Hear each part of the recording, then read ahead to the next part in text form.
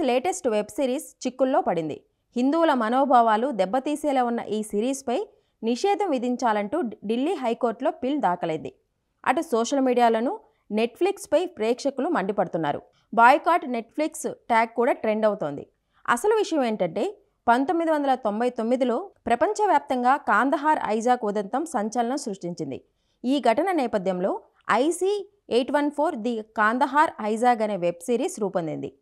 August 29 నుంచి Netflix వేదికగా స్ట్రీమింగ్కు వచ్చిన ఈ సిరీస్ ఇప్పుడు దేశవ్యాప్తంగా చర్చనీయాంశం అయింది. నేపాల్ రాజధాని కాఠ్మండు నుంచి బయలుదేరిన భారతీయ విమానాన్ని పాకిస్తాన్కు చెందిన కొందరు ఉగ్రవాదులు హైజాక్ చేసి కాందహార్కు తరలించడం, ఉగ్రవాదుల నుంచి ప్రయాణికులను విడిపించడానికి అప్పటి భారత ప్రభుత్వం చేపట్టిన చర్యల నేపథ్యంలో తెరకెక్కించిన series IC 814 the Kandahar hijack.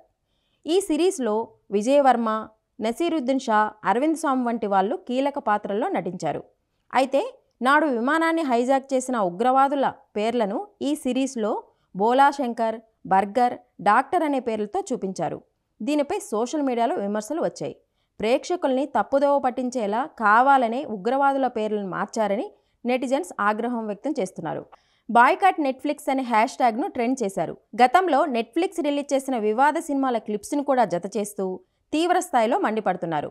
దీంతో ఈ వివాదం కేంద్ర ప్రభుత్వ దృష్టికి చేరడంతో కేంద్ర సమాచార ప్రసార మంత్రిత్వ శాఖ ఈ విషయాన్ని సీరియస్గా తీసుకుంది. ఈ వివాద అంశాలపై స్వయంగా వివరణ ఇవ్వాలని నెట్ఫ్లిక్స్ సంస్థ ఇండియా కంటెంట్ హెడ్కు సమన్లు జారీ చేసింది.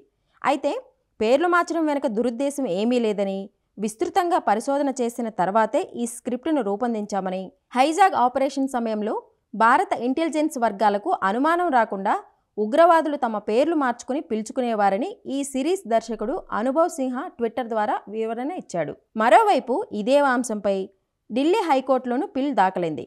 హిందూసేన అధ్యక్షుడు సూర్జిత్ సింగ్ యాదవ్ ఈ పిటిషన్ దాఖలు చేశారు.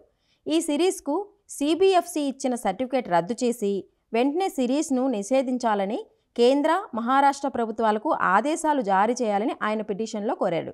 హైజాకర్లను అసలు గుర్తింపు లాంటి కీలకమైన వాస్తవాలను వక్రీకరించడం, చారిత్రక ఘటనలను తప్పుగా చూపించడమే అవుతుంది.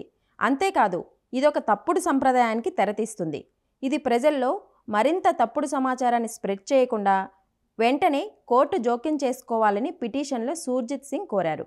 ఇక గతంలో కూడా ఓ 4-5 సినిమాలు, సిరీస్ల విషయంలో విమర్శలు, వివాదాలు తెచ్చుకున్న నెట్ఫ్లిక్స్ మరోసారి అలాంటి ఇష్యూతోనే సతమతం అవుతోంది. అసలు ఇండియాలో నెట్ఫ్లిక్స్ను బాయ్కాట్ చేయాలనే విమర్శలు తీవ్రంగా ఎదుర్కొంటోంది. అయితే ఈ వివాదంపై నెట్ఫ్లిక్స్ సంస్థ ఎలా స్పందిస్తుందో చూడాలి.